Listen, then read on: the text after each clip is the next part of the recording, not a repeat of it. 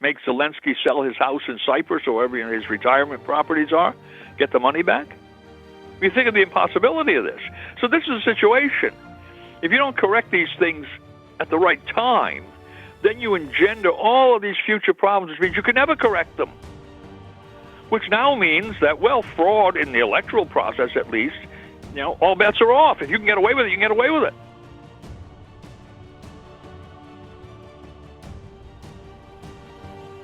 This is Kaiser Johnson, and these are the Miles Franklin Weekly Specials for September 9th through September 16th, 2024, while supplies last. First, we have a very limited supply of backdated silver Australian Kookaburra 10-ounce coins at just $3.10 over spot per ounce. Next, 1-ounce backdated platinum maple leaves are just $80 over spot. And finally, we have compelling pricing on various pre-33 American gold coins. To order our specials or any of the many other options we have available, call us at 1-888-81-LIBERTY. That's 1-888-815-4237. We're available after hours and on weekends, and we look forward to speaking with you.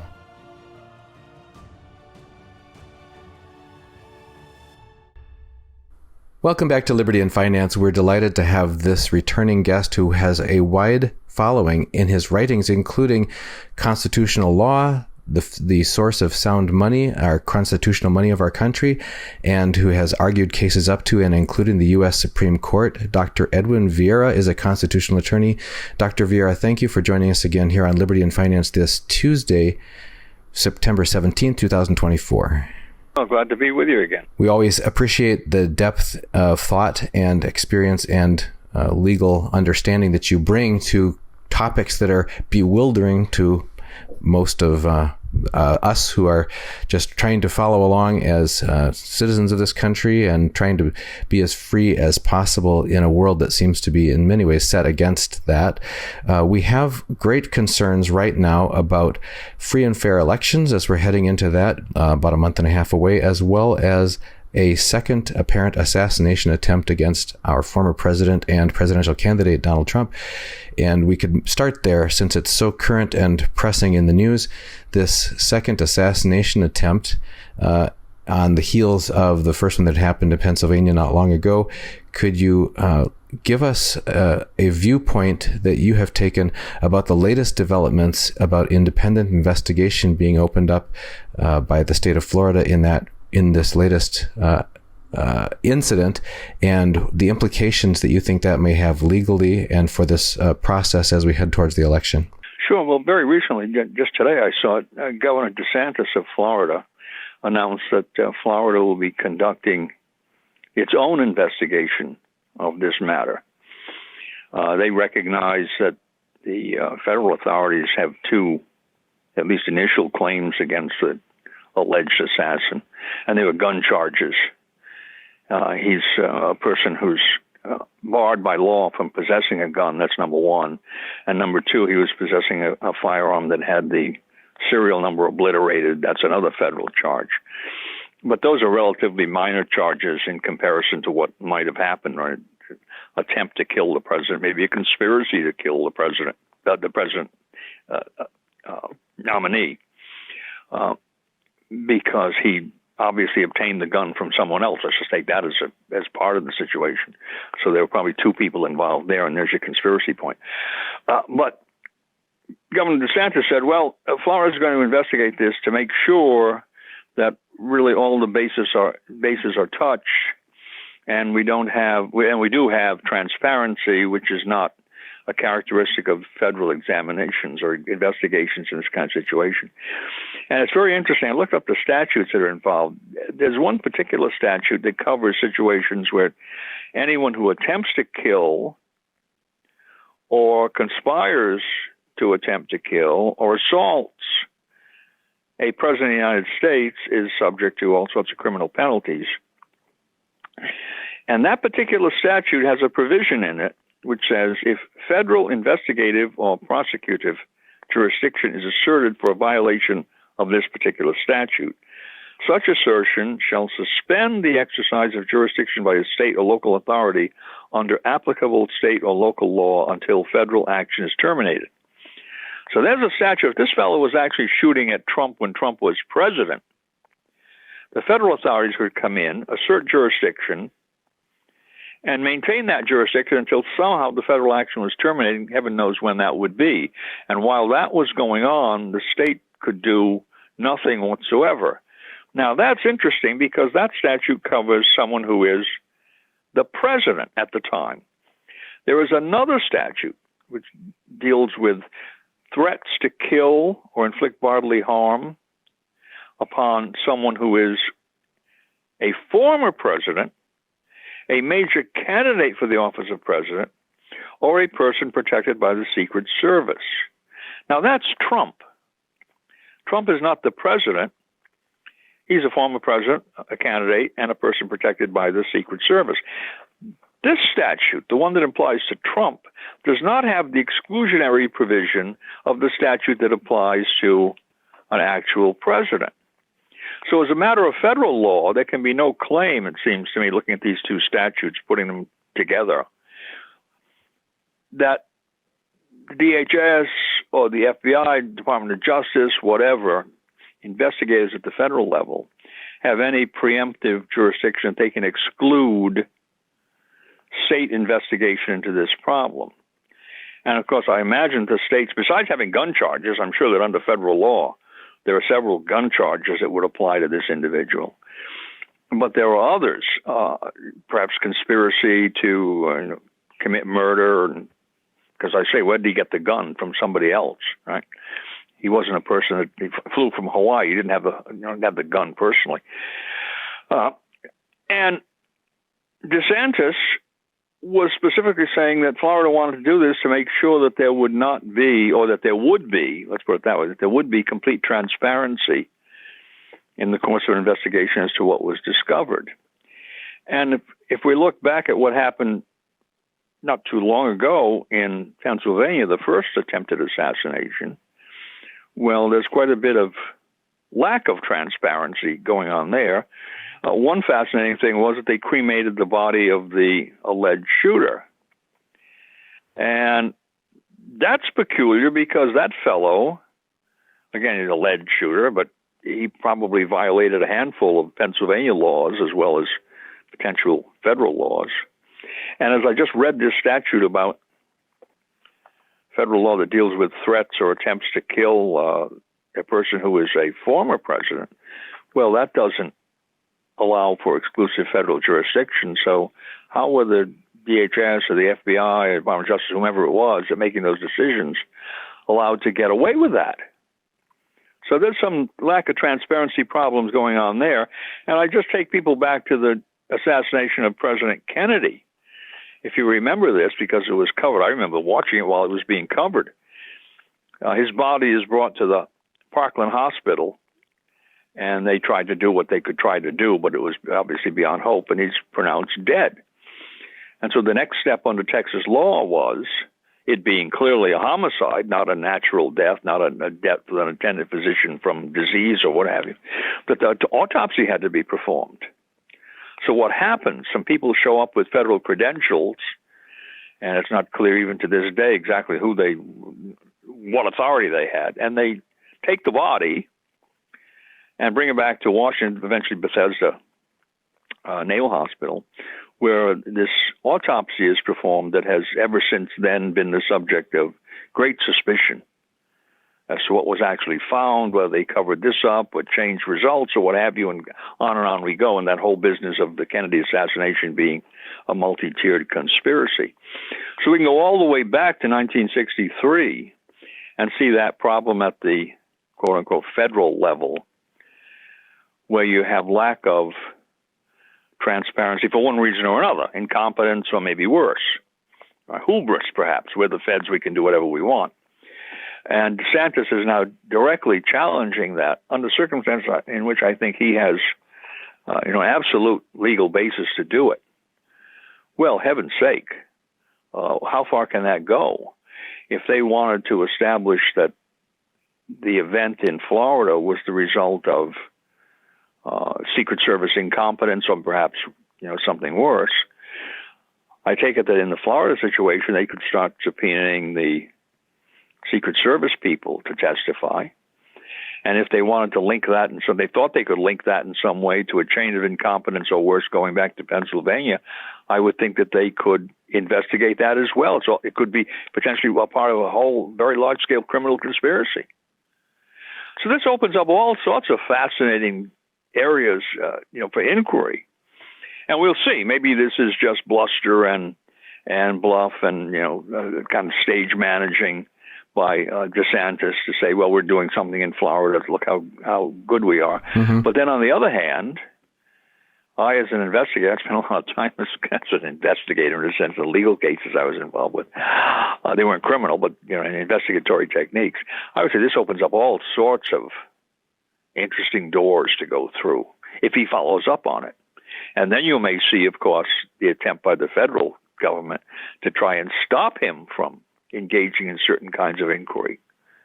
And that will lead to all sorts of other questions. So this whole business now has, if it's true that this is beyond, even if it is incompetence, as opposed to something worse, this thing has now spiraled completely out of control for the incompetence.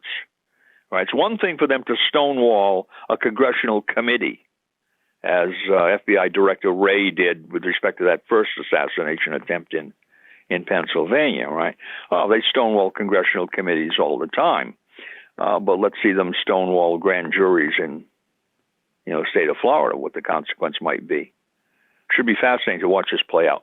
So, as I say, I don't know the answer to it, but I would hope that DeSantis didn't come out with this just to make a little splash in the news cycle for a week or so.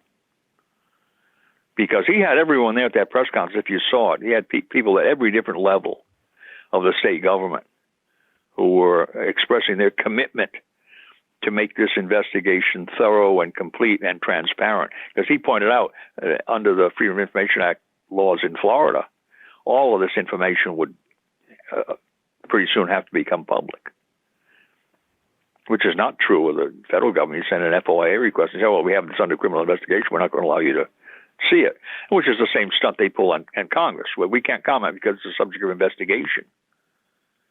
Really? Can't comment to Congress? Even in executive session, they can't.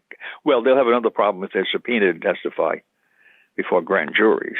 So we'll see how that comes out. But I think that's a fascinating thing to be happening because, as I say, it opens up this, something that I think is important, that states asserting some kind of authority against this idea that the preemption concept, that if somehow the federal government has some element of jurisdiction over some matter, that the premise has to be taken that the states are excluded. And as these two statutes that I read point out, no, that's not true. If it's specifically stated in one of them, yes, it's excluded, but it's not stated in the other. And that's the correct answer. If Congress has the authority to limit in some way the state's involvement. And that's an interesting question about either the one involving the president, saying that the states cannot conduct their own independent investigations. Why? Because who is the president of the United States? Well, he's elected by whom? He's elected by the Electoral College. The Electoral College is the creature of the state legislatures. All right?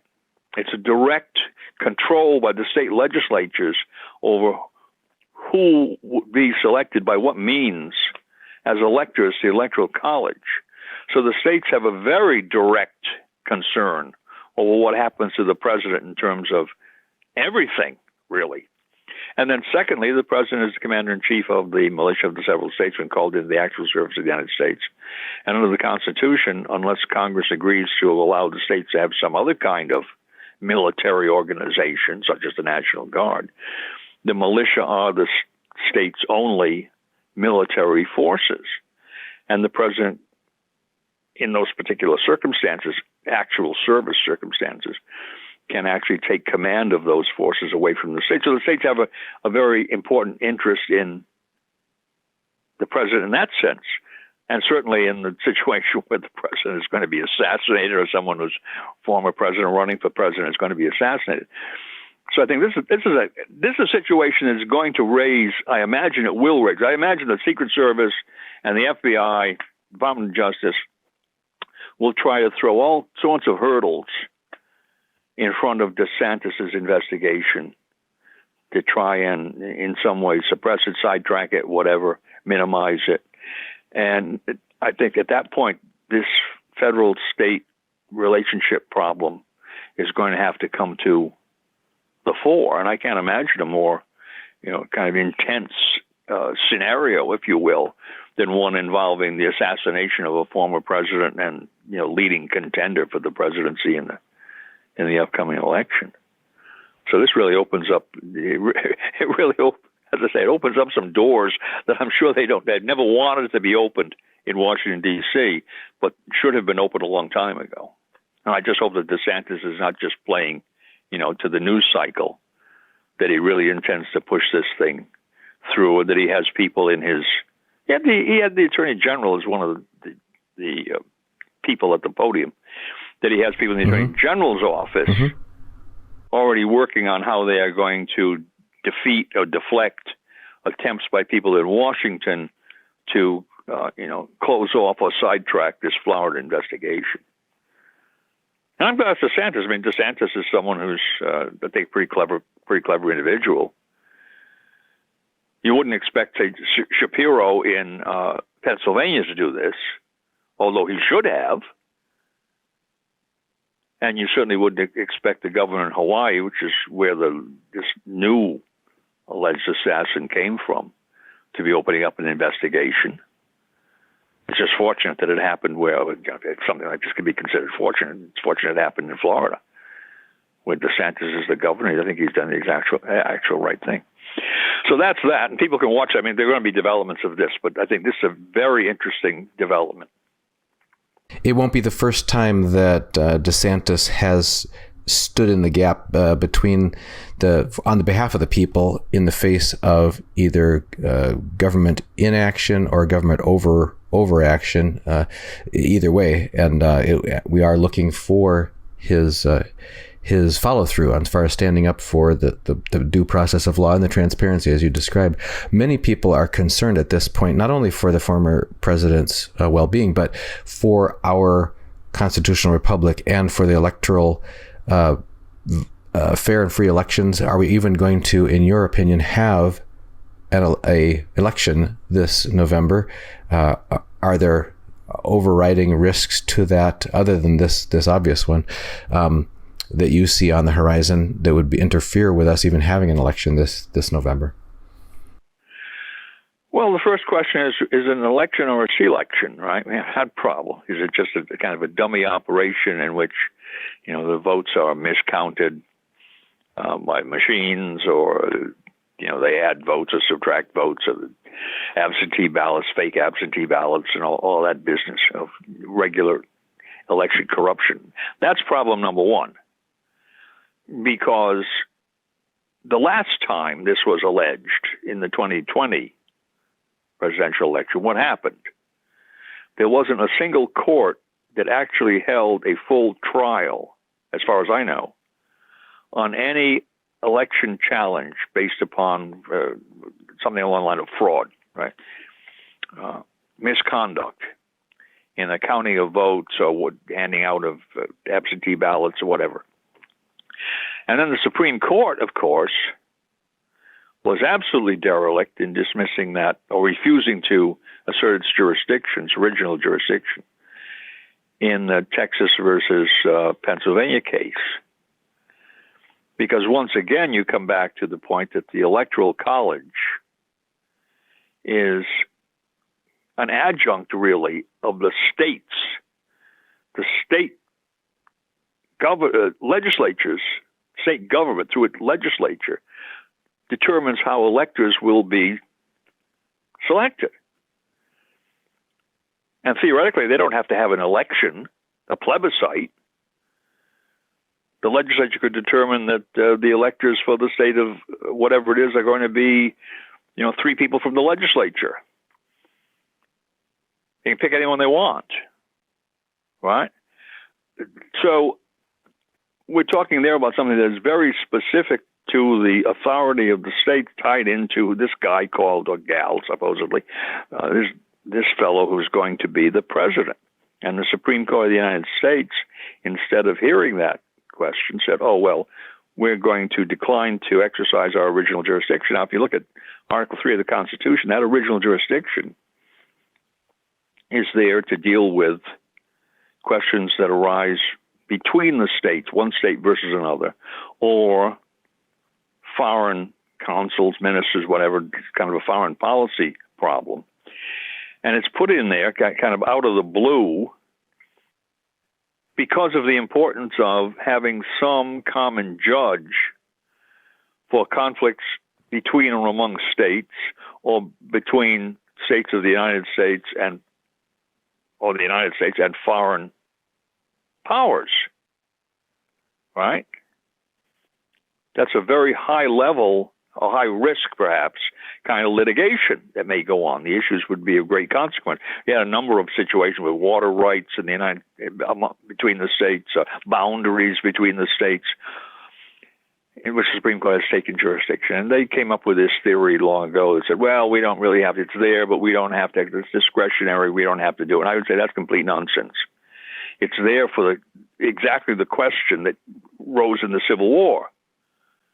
Right? You had this dispute, and it should have been settled in the original jurisdiction of the Supreme Court. If people had been paying attention, you would have had a case, South Carolina versus Massachusetts or something, in which the issue would have been, can South Carolina, on its unilateral authority, unilateral decision, secede from the Union?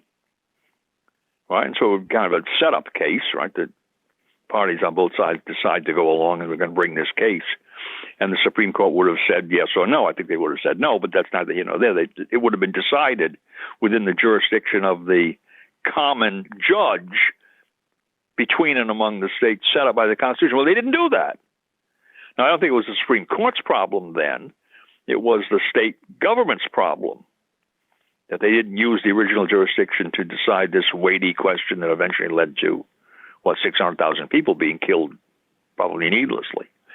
And so we have the same question here with the election in 2020. The Supreme Court should have taken that. Why? Because if Biden had not been, quote unquote, elected, then everything he did and his regime did thereafter is illegal. All right, what are you going to wait 10 years to discover? Wait a minute, they did all these things, spent all this money, blah, blah, blah, blah, whatever it may be, and it was all illegal. Well, it's a little late to do that. You can't reverse all those financial transactions, right? Or at least it might be very difficult to do, especially when the money has been sent to Ukraine or someplace, some foreign venue. So that decision by the Supreme Court struck me as a monumental exercise in, well, let's just say cowardice. I mean, maybe come up with another explanation, but certainly cowardice, because they opened this door the wrong way. The doors can swing in two different directions here. And now they have established something that really doesn't exist under the United States Constitution, precedent. That's the English Constitution. They rule by precedent, right? But now they've established it. Well, in the last time we refused to exercise our jurisdiction. So if this case comes up again, the situation comes up again, and you have another, I don't know, Texas versus Wisconsin or whatever case, this Supreme Court said, well, last time we decided not to wash our hands of this, we'll do it again. And what does that mean? Well, that means that this problem of the false election cannot be solved, right? Because we already saw what the lower courts did, and they're going to go along with the Supreme Court and what they did before. They'll just dismiss these cases on standing grounds or whatever, some kind of specious grounds. Supreme Court didn't even have a specious ground. They said, we're not going to do it. We're not going to look into this. And that was in the face of all of these other courts, lower courts. Remember, that didn't come up to the Supreme Court as a result of petition for certiorari or extraordinary writ or some other thing in the normal kind of appellate process. It came directly into the Supreme Court. So you had all these lower court cases, none of which ever arrived at the Supreme Court and was decided.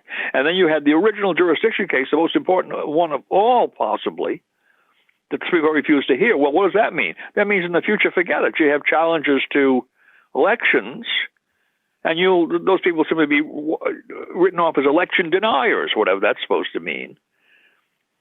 Because the whole question was there a valid election? You're not denying the election that was held. You're saying, well, was it valid or was it an election? Or was it something else? Was it based upon fraud or was it legitimate? But that's the problem now. So you look at that problem, you say, well, my God, that means that the whole electoral process is basically up for grabs. If people can't be right on the poll watchers or something can't be right on the scene, seeing the truckloads of absentee ballots being brought in at 2:00 in the morning, and you catch that on film or whatever, catch that on video. If you can't do that, you're going to open up the question of the voting machine's connection to the internet and all these other questions that require expert testimony and evaluation. When the lower court say, you don't have standing, and the Supreme Court says, we're not going to look into this. Even though in that case it was one state, well, Texas and other states against Pennsylvania and other states, it was a state versus state conflict. So I don't look at that with a certain any confidence that you could have massive fraud in this country. What are the courts going to do? They already told you what they're going to do about nothing. They're going to do nothing. They're going to dismiss the cases because of standing or some other specious ground, non-merits decision. We're never going to have a trial, so you don't have the experts come in front of some jury and present arguments pro or con on voting machines, connections to the internet, possibility of rigging votes that way, and other elements of fraudulent elections. That's out. And then if it's something that the states want to bring, the Supreme Court will simply say, well, we're not going to hear it. Too bad for you. And the consequence, of course, is astronomically horrendous, because it's all illegal. If the election is I don't care if it's Trump or Harris, whoever it is. If it's illegal, it's illegal, and everything that's done thereafter is illegal. So you had the principles now been established. You can have an absolutely illegal government in this country. Nobody can do anything about it. I mean, even if, let's assume that Trump wins the election, and he puts someone into the Department of Justice in their whatever the sub-bureaucracy that might deal with federal election fraud, and those people uncover widespread election fraud sufficient to taint the 2020 election. Well, maybe they could indict some people here and there, some individual culprits.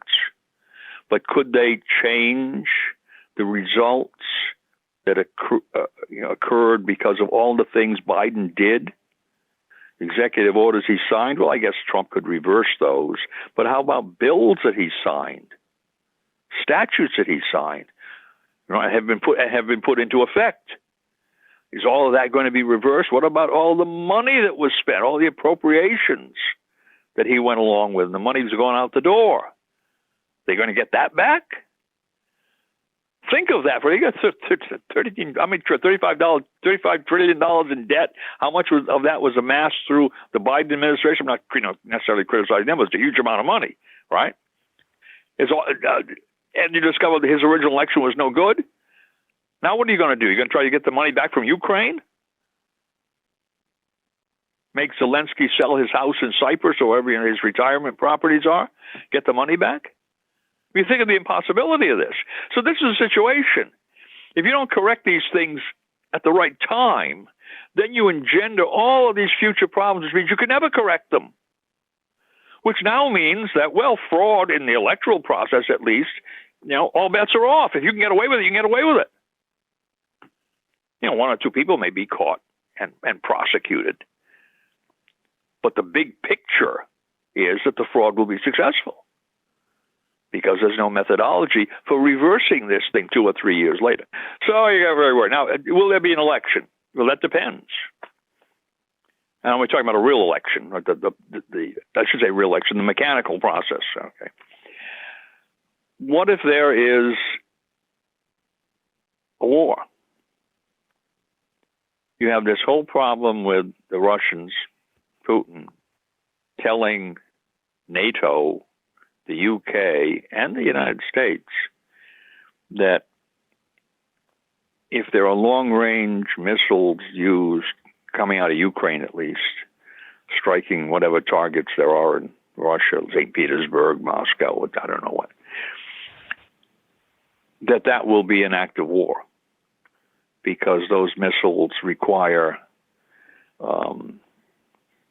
technicians, experts from the UK, the US, maybe Germany, maybe France, whatever, who know how to use them. The Ukrainians don't, and they need satellite information, which can only be supplied by the United States or whatever. And so it's not the Ukrainians. The Ukrainians are the dummies in this process. They're standing there, but somebody else is really responsible for launching the missiles. Well, I don't know what he's going to do, Putin, that is, what he's going to do.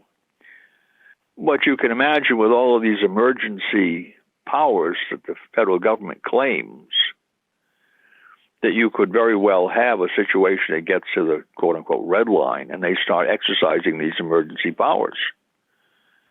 And among them are some delay of the election, or, I don't know, maybe if Trump wins, there'll be some assertion of extra constitutional power by the Biden administration, between November and January of next year. So no idea what these people are going to do. That's the difficulty. And the emergency powers doctrine is one that I think most people believe it's true. All right? They're only worried about what the emergency might be and what the response to the emergency would be on behalf of the government. They don't ask the obvious question, wait a minute, where in the Constitution is there something called an emergency power? Where is there in the Constitution, say in the Bill of Rights, 10th Amendment, 9th Amendment, whatever, is there an asterisk next to the provision that says, well, this provision doesn't apply in the case of an emergency? And then somewhere else there's a definition of what an emergency is, because you got that other problem. Even if you said, well, there's emergency power, yeah, well, what do you mean by emergency? Right? And how does that tie into the restrictions of one kind or another? But I think that's now been established as kind of a mantra that people are willing to, or have been deceived into accepting as somehow true, that somewhere in the miasma, behind the words of the Constitution, this kind of murky area of penumbras, there are these circumstances which somebody could call an emergency, and that's, of course, the people in power. Right, they're going to tell you what the emergency is. They're going to define that for you. And once they come up with that definition, whatever it may be, then the power appropriate to dealing with that emergency in their minds, whatever power they think is appropriate, obtains, and they can exercise that power for apparently an unlimited period of time. That's what's fascinating about this. It's the unlimited period of time situation.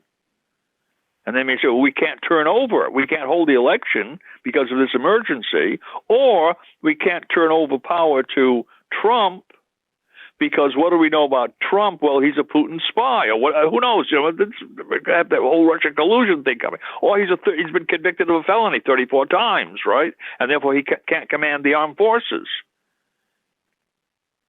Right, there's a statute that says, oh, you cannot be an officer of the armed forces, with a felony conviction.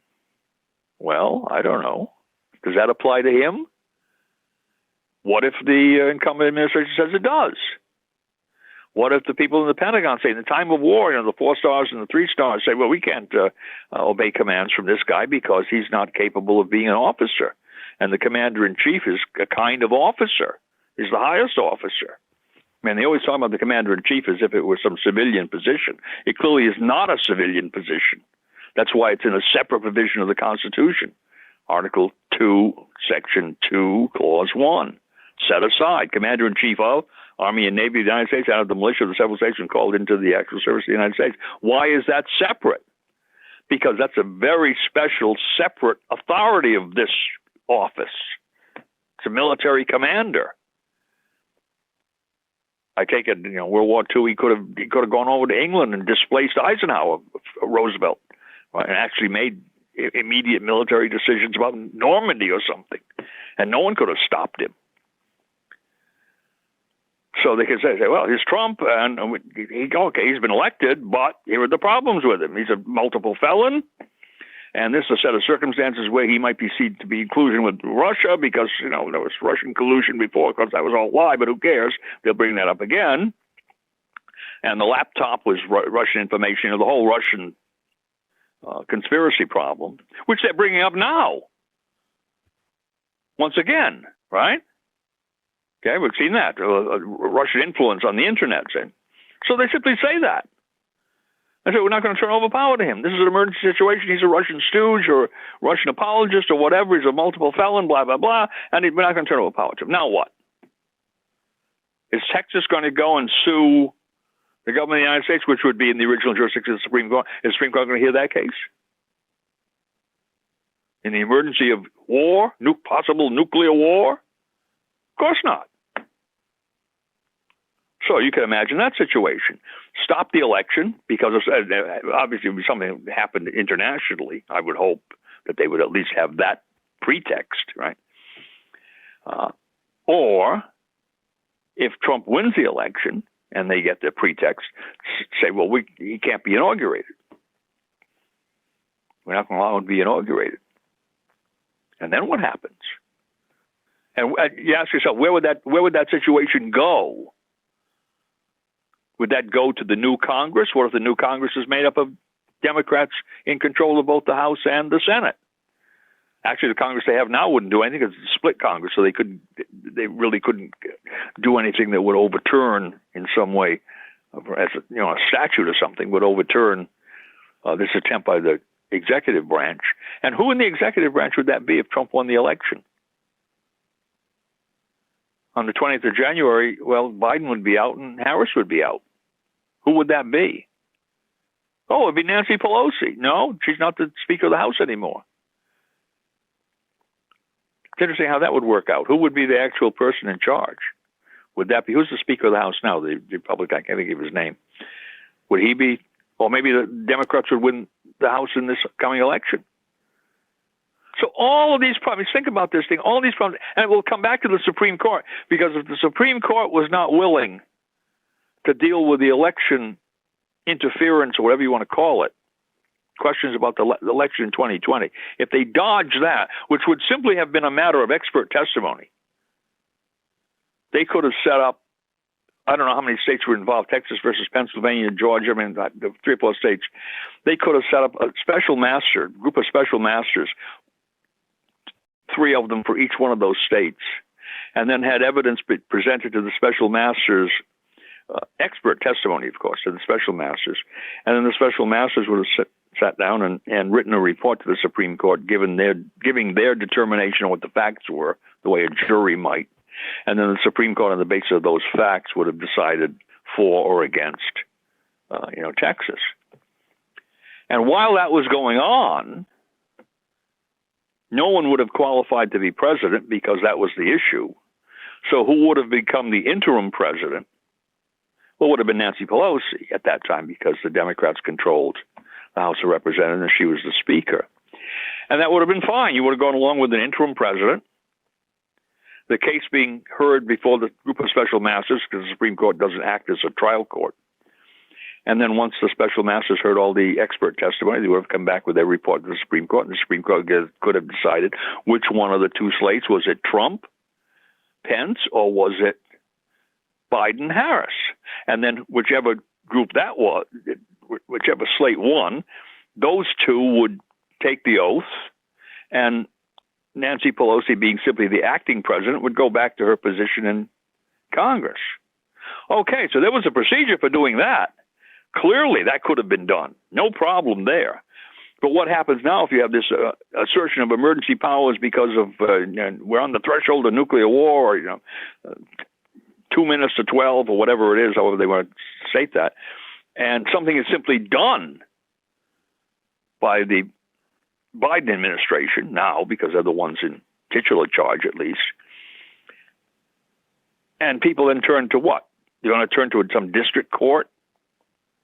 Going to go through a district court and then the circuit courts, and then petition the tertiary for the Supreme Court, about 6 years or something by the time it gets there? Or will they follow the path that Texas attempted to follow, original jurisdiction of the Supreme Court, and under those circumstances, will the Supreme Court step in and correct the problem? I mean, one should go back and take a look at what Roosevelt did during World War II, and leave aside all of the things that he did to the Japanese in trying to provoke them successfully. But once the war started, and all of these essentially emergency powers that he asserted, and of course he had Congress on his side as well, so he got some statutes passed. But you take a look at that and the willingness of people under those wartime conditions to acquiesce, including people in Congress, right, to acquiesce in what he wanted. And what did he do? He ended up turning over half of Europe to Stalin, and he helped Stalin to engage in involvement in the Chinese Civil War, which resulted in turning over China to the communists. And could that be reversed now? Of course not. Well, it was reversed in a sense. The Soviet Union eventually collapsed because the economic system couldn't function. So now we're only faced with the Chinese communists as a major antagonist. But you think about the Roosevelt administration, it was a disaster. And everything was being done on this kind of emergency basis, executive order basis. Right? And when was that? That was 1940s. And how much worse has it become now? All you have to do is look at the pandemic. And what are we finding out about the pandemic? Well, they were lying and lying and lying and lying about it. Too late now. Right? Can't reverse that. How many people died? They had a Cuomo in front of Congress the other day. Or a week or so ago, 2 weeks ago, I can't remember how long ago, I saw it the other day, excoriating him on what happened with the 15 or something thousand people who died in the nursing home. Correct. And they were charging him, of course, they've got a privilege, congressional privilege, they can't be sued for defamation, but they were charging him with what? Manslaughter, murder. I mean, think of the words they were using against this fellow, right? Well, those people are dead. Right? What difference does it make? Now, well, I suppose if they would, to indict him or something for what he had done, if the statute of limitations on murder in New York, probably there is none. But nonetheless, there he is. So he was castigated, but that doesn't bring back the people who died. And it's really not a very effective result simply to castigate him or even to convict him of some crime. What difference, in a sense, to use Hillary Clinton's statement? What difference is when Gaddafi was killed? Well, what difference does it make now, right? It's been done. And that's exactly my point. So you can imagine situations arising because of what's being, Zelensky's one of the problems here. He can do things that can provoke Putin. Or Zelensky can do things that can cause irreparable steps to be taken by people in NATO or by the United States or the United Kingdom, whatever, right?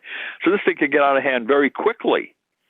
And he's a loose cannon here because he must realize by now that his future, his existence really, you can imagine him being, assassinated by his own people, but his existence depends upon the continuation of this Russian-Ukrainian war, not the imminent defeat of Ukraine. And what might that require? Well, requiring rockets to hit the Kremlin or something, right? So you've got a loose cannon there. You've got a bunch of people in the CIA and MI6, intelligence agencies in the UK and the United States, who are dead set on continuing this Ukraine-Russian war until the Ukrainians win, which is obviously an impossibility. But dragging the thing on forever, and you've got the Russians saying, "Well, you've pushed us to the limit. And you go one angstrom unit across this line, and something very, very bad is going to happen." And you wouldn't even need. I don't think you'd even need the actual use of nuclear weapons or something. It'd simply be a threat that gets to some level in which the media could, spin the danger. Oh, we're all going to die. Not just people going to die from COVID. Every American's going to die. We're going to have 100 million, 200 million casualties from nuclear war. Therefore, we have to do this. Suspend the election, suspend the actual election, or suspend the inauguration of Trump and whatever, blah, blah, blah. I could write the scenarios for those things. Not so hard. And I think the average American would probably go, oh, yeah, I don't want to die in nuclear war. I'm going to go along with this. Sure. Why not? And 20 years later, just as we found out with JFK assassination, it was not Lee Harvey Oswald acting alone. There are different theories as to what his involvement was depending on which way, the investigatory line took. But you knew damn well it was not Lee Harvey Oswald acting alone. He was involved in some manner, in some aspect of some kind of conspiratorial activity on one side or the other. Well, how many years did that take to come out? And then what was the consequence? Did they ever find the other conspirators? No, of course not. And Kennedy's dead. And we got Lyndon Johnson, the disaster of Lyndon Johnson, the Great Society, and the Vietnam War. Is that going to be reversed? Of course not. And this is worse. So then you come into the financial problem, which was another question I thought we might touch on. You're at $35 trillion in debt. Payable? Absolutely not. Not in real terms. Not in terms of $35 trillion of real things.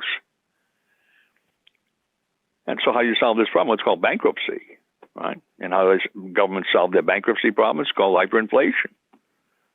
You blow the debt away by devaluing the currency. Zimbabwe, all right? Germany, 1923, highly sophisticated country. That was their solution to the huge debts that were piled on them because of the Versailles Treaty. Blow it away.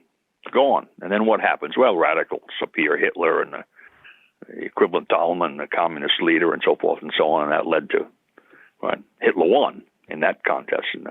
But the communists had won, it had another major problem. So we're looking at that. How are they going to solve that problem? Well, they won't. Because they can't. And some people have said, well, maybe we have to worry they may confiscate gold. I really don't think so, for the reason that what good is that going to do for them? Confiscating private gold to the extent that they could find it and get their hands on it.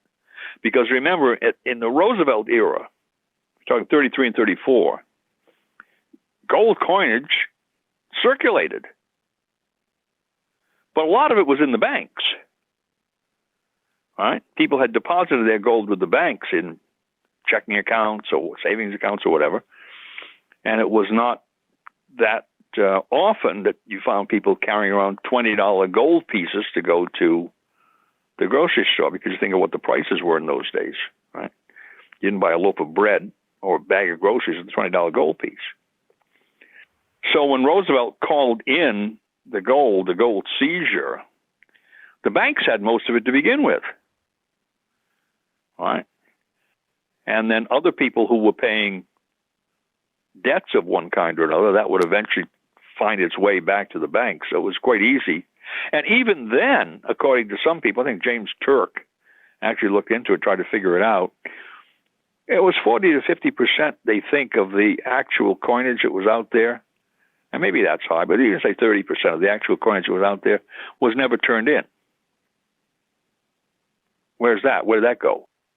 Right, may have gone internationally, maybe melted down to something else, but it disappeared. People didn't go along with that, even though every post office in the country had a notice saying that it was a $10,000 and 10 years imprisonment penalty if you didn't turn in your gold immediately. Okay. So what do you think now? Now you'd say, well, who knows who has gold?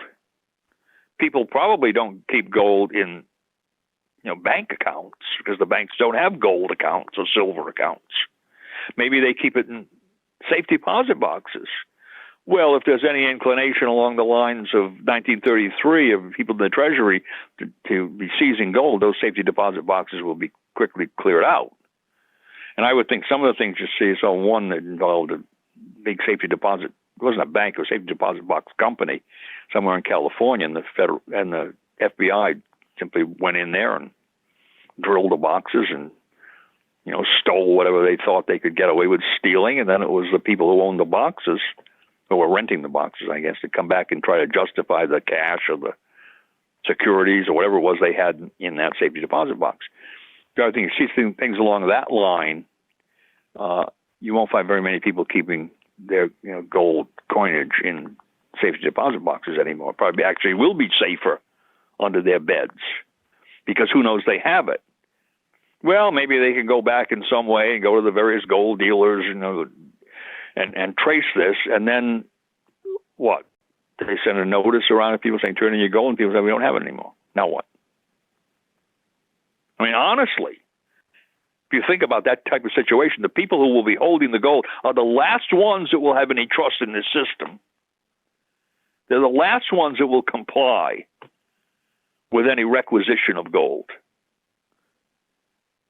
And if they simply say, we don't have it, so what? What happens to them at that point? It's gone.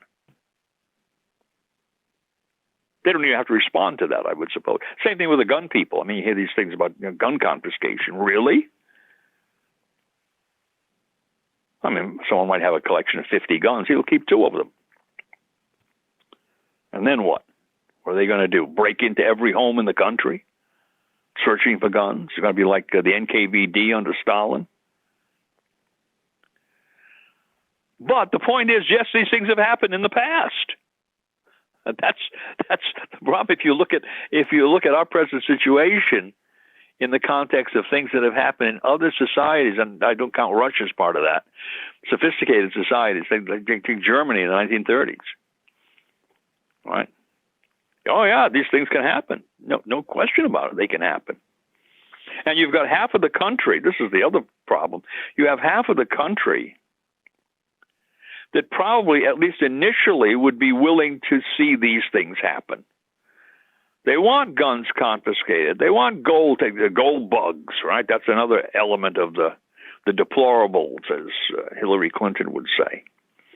They want these quote-unquote anti-government people, the anti-vaxxers, the vaccine deniers, the election deniers, that whole group of, that whole mindset of people who have legitimate suspicions of the good intentions or lack of good intentions of people in Washington, D.C., or many state capitals, for that matter, the bureaucratic class and the political class. They want those people to have their guns and their gold and whatever confiscated. That's probably a good percentage of the population in this country. And that's why some people say, oh, it's civil war. I don't see that, because the original Civil War, you had geographical separation, possibly. There were the slave states, and then the border states in the middle, which went one way or the other, potentially, and then the northern states, which had one way or another abolished slavery. So you could say, well, yes, we can actually draw the map of the separation. We can't do that now. The person living across the street from you could want to see your gold confiscated. So it really becomes much more problematical. But that's why I think they'd get away with it if you had the international crisis and the threat of nuclear war. Because nuclear war, I would think, is a bigger scare tactic than some virus. All right? So they've already seen how they can get away with that, with the virus. Oh, you're going to die if you get this virus. Although the only ones who are dying were the ones at the nursing homes, but leave that aside. You're certainly going to die if a nuclear bomb hits the town where you're living. Or maybe not even hits the town where you're living, right? We just get the fallout effects, radiation effects, right? And here's what you have to do. We can't have the election, or we can't have Mr. Trump take the oath of office because he has these legal problems. And the Pentagon refuses to. That's the one that worries me the most, at the high level in the Pentagon, because I think they've already shown that. The high-level people in the Pentagon say, we're not going to obey this guy because he's 34 felonies and whatever, got all these problems, Russian collusion, blah, blah, blah. This story comes up. We're not going to obey this guy. And we're the ones who have to be in charge because this is an international problem which could lead to nuclear war. So we have to listen to the Pentagon. This is the ultimate military-industrial complex takeover of the country, through the Democratic Party, or with the Democrat, however you want to put it. And how would the average American respond to that? Say, well, what can we do? We can't do anything. We have to follow the generals, right? It's a Praetorian Guard problem, right? We got to follow the generals because they know what they're doing. Great, wonderful. So you go from a Republican form of government to what? Military junta-style government with a figurehead president. Who would be whom? I don't know, Biden-Harris, because if they cancel the election, right? We just go on indefinitely. So there's a problem, and I don't know how one ever gets around that unless the courts were capable of interfering with it. And if you look at the Roosevelt period, there was no indication that anyone even thought of bringing some of the things that he was doing to the court system. Okay? In fact, the only time the courts ever was afterwards when Truman was elected, and Truman seized the steel mills. I think that was over the Korean War. A labor dispute, I think it was. And the government seized the steel mills on some kind of executive order from Truman. And the Supreme Court actually did interfere in that one and say, no, you can't do it. Youngstown Sheet and Tube Company versus somebody or other. And they held it no, that the President of the United States did not have that unilateral authority to seize the steel mills, which was actually something that Roosevelt did, or threatened at least many times during World War II. Right? But that was after the major war, and it was this little war going on in Korea. So the Supreme Court really didn't have to take on too much responsibility, and it was limited to the steel mills. Okay, but now if you're talking about a situation where they'd be canceling elections or canceling the result of elections, putting off the result of elections, whatever that would be, that sequence, I can't imagine the Supreme Court getting involved in that. For the simple, practical reasons, how are we going to control this from day to day? What are we going to say if they tell us no? What are we going to do? We're going to send orders, mandamus, you must do this, or prohibition, you can't do that, down to the Pentagon? We're going to have the 9 justices of the Supreme Court, or maybe 5 of them, whatever the breakdown is, running the military establishment in time of war? Forget it. They'll never do that. And they won't touch any of these monetary things either. They've proven that. They have never, since the 1930s, since the so-called Gold Clause cases, they have never taken a major challenge to the monetary system, monetary or banking system, which is the reason we're in this mess now, of course. And if you look back at that one, there were 3 opinions, 4 cases, 2 in one, and one in another, and one in another. There were 4 cases that dealt with the abrogation of Gold Clause contracts. Congress passing a statute saying that contracts that required payment in gold could not be enforceable. And that was interesting because every United States bond from the turn of the century had gold clauses in them. State bonds had gold clauses in them, corporate bonds, et cetera, et cetera. They all had gold clauses to protect people against inflation. So they abrogated all of those, and they abrogated the gold clause in the so-called gold certificate, the currency unit that was redeemable only in gold. So they abrogated the private contracts, the gold certificates, and the U.S. bonds. What they didn't touch, and they were very careful to say this in those opinions, the Gold Clause opinions, they said, we are not saying anything about the gold seizure. And that was said very carefully in the majority opinion. It was said very, very carefully in the minority opinion. And it was based upon the fact that all of the litigants specifically said that they were not challenging the gold seizure either. Well, this was rather amazing because if the gold seizure was illegal, then this abrogation of gold clauses would have been illegal too, by hypothesis. So how did that happen? Why did the litigants, this always amazed me, why did the litigants not raise as part of their argument the illegality of the gold seizure? Why did they accept the gold seizure? And that was important because Perry, who was the fellow who had the U.S. bond, I can't remember exactly how much he had, maybe it was a $10,000 bond, whatever. and he wanted to be paid. And Roosevelt had raised the price of gold from $25 an ounce from $20 an ounce to $35 an ounce. So Perry said, well, I'm entitled to this increase. I shouldn't get only 10,000. I should get 16,000, I think was his figure. I'm entitled to the increase because Roosevelt changed this valuation. And the Supreme Court said, no, you're not. Because if you had actually received the gold, if you had been paid $10,000 in gold from the Treasury for your bond, that gold would have been seized from you immediately. And you would have been paid the face value of the gold, which is the way it worked when the gold seizure was being run. Like you turn in a $20 gold coin, you got $20, not $35. And so Perry won the case, but he lost because all he got was the $10,000. He didn't get $16,000. On the basis that if he had asked for the bond to be paid in gold and it had been paid, the gold would have been seized immediately. So he lost because of the gold seizure. Now, I asked the question when I first saw this years and years ago. I mean, this is more like 30 years ago. I said, what lawyer in his right mind would have given up that argument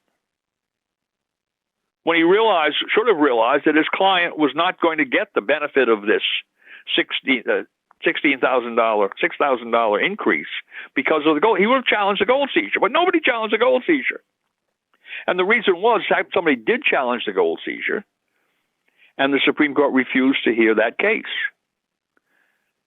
There was a lawyer in New York whose gold had actually been seized. He had gold in a safety deposit box. The bank snitched on him. Bank informed on him to the Treasury. Treasury people came down there and grabbed the gold, and he lost the gold, and he was criminally charged. He was indicted. So he had a couple of cases, but one of them was the actual gold seizure. And that came to the Supreme Court, and they decided that at the conference on the same day that they decided the Baltimore and Ohio Railroad case, which was one of the gold clause cases. So sitting on that table, while the 9 of them were around the conference table deciding which cases should be heard, was a gold seizure case and a gold clause case. So there was no reason that any competent lawyer or competent justice would say, wait a minute, these two are connected. The gold seizure is the underlying premise for this gold clause abrogation. We need to take both of these cases so we can decide, especially because the people in the Baltimore and Ohio case and then 2 other subsequent cases would say they weren't challenging the gold seizure. So we couldn't simply take their case and decide everything, and we couldn't take this lawyer's case and decide everything because all he was challenging was the gold seizure. We had to take both of these cases. Well, what did they do? They took the Baltimore and Ohio case, the gold clause case, and then later on a couple of others, and they didn't take the gold seizure case, and then they had the effrontery in their own opinion to say, we are not deciding the gold seizure, when they actually should have taken the case.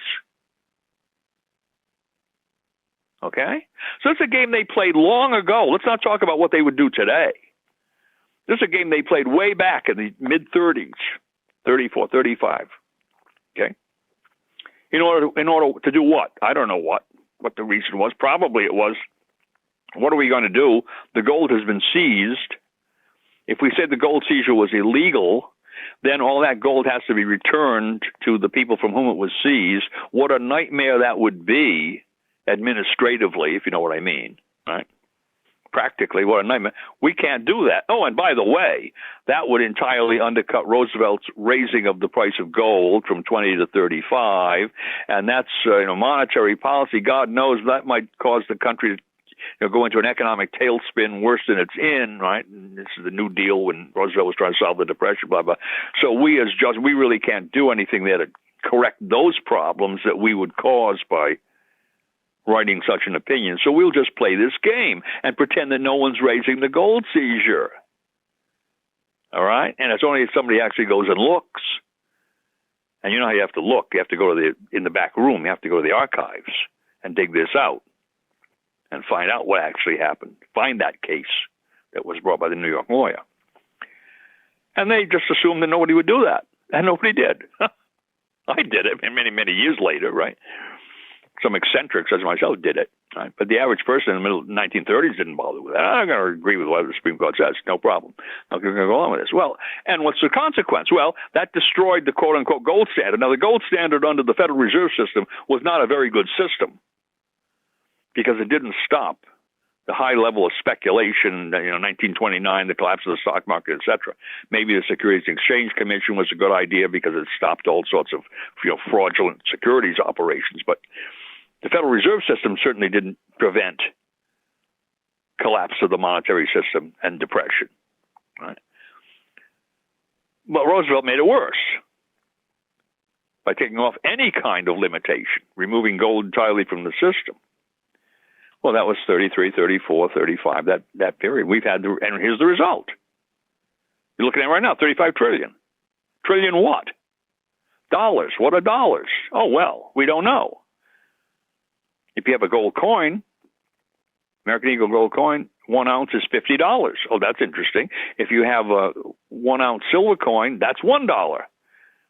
Does silver exchange for gold at a 50-to-1 ratio? Well, no, it doesn't. And that $50 gold coin is now worth what? What do you think, $2,500 approximately? An ounce of gold? Well, is that 1 ounce of silver worth $2,500? No. And yet, would 50 ounces of silver be worth $2,500? Absolutely not.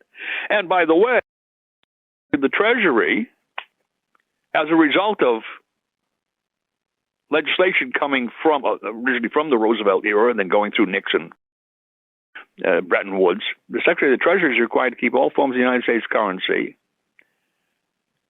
at equal purchasing power. And that equal purchasing power is supposed to be measured by a gold price of $42 2/9 per ounce. Is that the situation we have today? Is gold $42 2/9 an ounce? Right? Well, I'm just telling you, there's a $50 Federal Reserve note exchange against a $50 gold coin. In the 50 Federal Reserve notes, what is that, a grant, I guess? Is a grant Federal Reserve note exchange against 51 ounces of 51 ounce silver coins in the marketplace? Of course not. You don't have equal purchasing power. So you look at this, the Secretary of the Treasury since the 1930s has been in violation of this statute, which has told him imperatively to maintain the equal purchasing power of all forms of the United States currency at a ratio for gold at least of $42 2/9 per ounce, using gold as a standard. Has he done that? No. He's in violation of that, yes. Is that why we have a $35 trillion deficit? Probably. And what's going to be done about it? Nothing. Because they can't even enforce the statute that tells the Secretary of the Treasury he's supposed to be doing this thing over here, and he's doing the exact opposite.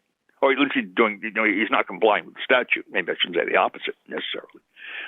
But you don't get a $35 trillion deficit, debt, and then simultaneously have this provision that says it's $42 2/9 per ounce of gold, and all other currencies are supposed to be maintained at essentially parity with this equal purchasing power. And those two things are the opposite, like night and day, right? Well, you got a government that's running on opposites. Look at it from one side, it's black. Look at it from the other side, it's white. How can that coexist? Right? It's like the proton and the antiproton. Right? How can they both coexist? Something's got to give, as the old song used to say.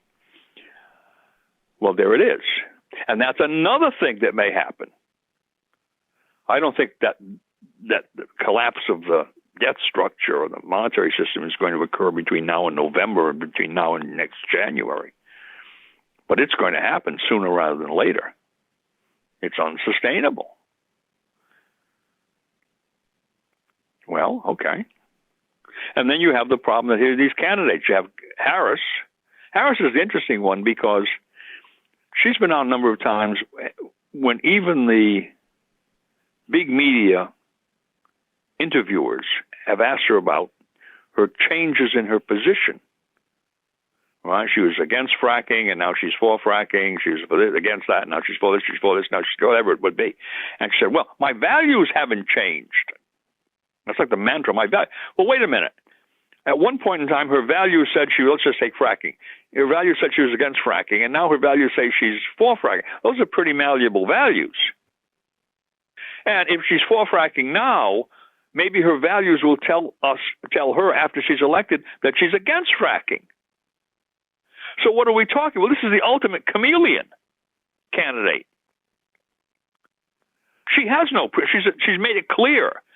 If you're looking at this from a principle point of view, she has no principles. She can say anything she wants to because these mysterious values in the back room are in control of whatever she expresses, and those values are entirely protean. They change shape like silly putty. Okay? And then, of course, you have Trump, on the other hand, who makes a lot of silly statements. No, he's going to solve the Ukraine-Russian problem in one day. He's going to go, what kind of nonsense is that? That's an extremely complicated problem, even in terms of how would you lay out a workable solution to it physically, where the Russian troops are going to be here, and so they're going to occupy this territory or that territory, etc. And the man is saying he's going to solve this problem in one day. Now, yeah, you can solve a problem dealing with some corrupt labor union and a construction contract. Maybe you can do that in one day in New York. This is a different situation. We're not dealing with New York, construction law, and that's his problem. He looks at the government of the United States as kind of some big corporation, looking at it from an economic point of view. That's not what it is, especially the powers of the president internationally. This is not business relationships we have with foreign countries. And so he's really kind of painting himself. I look at him and say, this is not realistic. Of course, what does Harris say? She's had no foreign policy experience at all as vice president. At least Trump had some experience when he was president. But you look at many of the things he says, and you say, this fellow is questionable at best. So I look at the two of them, and I say, well, Trump is a calamity waiting to happen, and she's a catastrophe. So which do you want? And Trump's problem is, of course, the same problem he had to begin with in the first term. Those, quote-unquote, deep state elements, the entrenched bureaucratic structure, is still there. And it has been solidified and cemented in place by this Biden regime. And that thing will be turned against Trump, assuming that he is inaugurated. That will be turned against Trump 1 minute after he takes the oath. And I don't think he has any plan for dealing with that. He has the FBI. There's a problem. And actually the whole Department of Justice, but focusing on the FBI and the secret police. So you got one element of the secret police is the FBI. Another element of the secret police is the CIA, which has all sorts of domestic operations, which it's not supposed to have. If you go back to the original structure of it, even Truman was critical of it. The CIA. Department of Homeland Security, highly problematic. That's where our problem with the border is. That's where actually the problem with the Secret Service is. Secret Service is now has been a Department of Homeland Security subdivision. Used to be under the Treasury because it originally started off back in dealing with Treasury problems, taxation problems. Now, how is that all going to be cured? Well, he has no plan for curing that. I mean, that's clear enough. And it should come out just from these two assassinations that maybe they have problems with extreme incompetence and bureaucratic infighting up at the highest levels just of the federal government. Forget the federal-state relationships. Secret Service versus FBI, Homeland Security versus... Who knows what's going on up there? And I just write that off as being incompetence and inter-service rivalry, if you will. All right? Turf disputes. Who's going to do what or not do this or do that? You would have to clear all that thing up. Not to mention the fact... You get back to the quote-unquote Civil War concept. Will there be a return of the 2020 Summer of Love concept, the burning of cities, if Trump is elected? Why not? Why wouldn't you expect that? So he runs into that problem. He's going to run into civil unrest at serious level. He's going to run to obstructionism, at least, defiance, if you will, of what he wants to do in probably all of the agencies. What about Department of Energy? Take that one as an example with his promotion of American energy independence. What about the bureaucrats that are there? We're going to say, it's climate change. We can't do that. Right? Department of Homeland Security, FBI, DOJ. And remember, DOJ, Sessions was his first Attorney General. Complete failure. Barr was another bad one. Right? Think of the people he's put in there. He's not a very good judge of character. Wray is the head of the FBI. Who put Wray in as head of the FBI? Wasn't that Trump? Dr. Vieira, you have laid out a number of critical topics that are of high value and of interest to our viewers and subscribers, and we need to stay closely connected with you as things move forward here, because it seems increasingly concerning to many of us that the risks that we're facing are not being addressed and not being mitigated because of conflicts of interest with deep state and other actors along the way. And you've laid that out very compellingly, and we'd love to stay connected with you and explore this further. It's going to be critical going forward, and we want to make sure that people know how to find your work in the meantime as we go between visits here. How can they watch and find your writings online? Well, they'll find a lot of YouTube presentations that I made, especially on monetary questions, by looking to my name and putting in something about Federal Reserve or monetary issues, what have you, especially in dealing with alternative currencies, alternative monetary structures. And then they go to newswithviews.com, one word, newswithviews.com, and I have a very long archive touching on all the subjects we talked about today and many others of consequence. So, well, we're always grateful for your presence here with us on Liberty and Finance, and we will circle back hopefully in a few weeks, get you back on and continue as we head towards the election/selection and the countdown to the confrontation with the deep state and the concerns about potential unrest following the election, no matter who prevails. And we want to have you in our corner here and getting your perspective along the way. So thank you for joining us, as always, here on Liberty and Finance. Thank you for the opportunity. All right.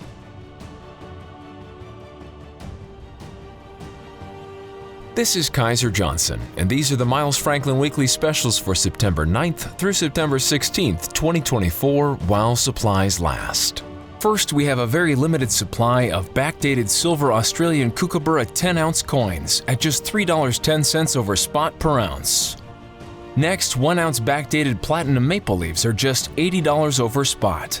And finally, we have compelling pricing on various pre-33 American gold coins. To order our specials or any of the many other options we have available, call us at 1-888-81-LIBERTY. That's 1-888-815-4237. We're available after hours and on weekends, and we look forward to speaking with you.